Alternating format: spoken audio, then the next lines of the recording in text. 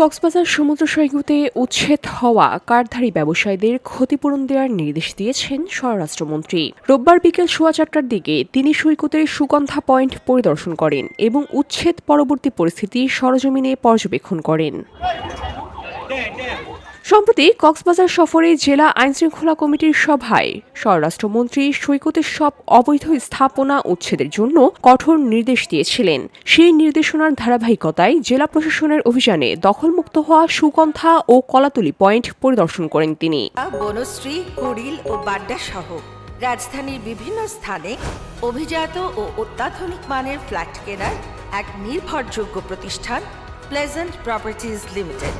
পরিদর্শনকালে স্বরাষ্ট্রমন্ত্রী সালাউদ্দিন আহমদ, উপস্থিত জেলা প্রশাসক, স্থানীয় প্রশাসনের কর্মকর্তাদের এবং ব্যবসায়ীদের উদ্দেশ্য করে বলেন, সমুদ্র সৈকতের প্রাকৃতিক সৌন্দর্য ও পরিবেশ রক্ষায় বালিয়াড়ির উপর কোনো ধরনের স্থাপনা রাখা যাবে না।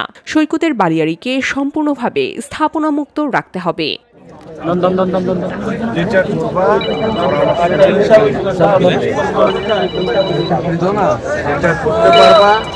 সেটা আগে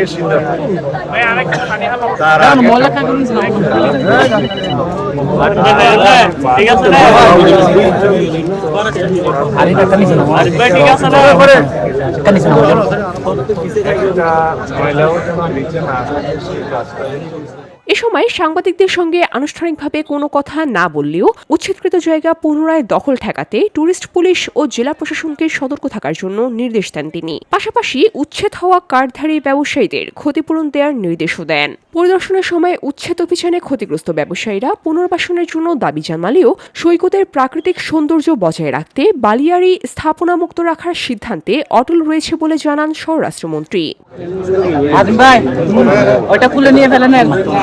বাথরুমের ব্যবস্থা করার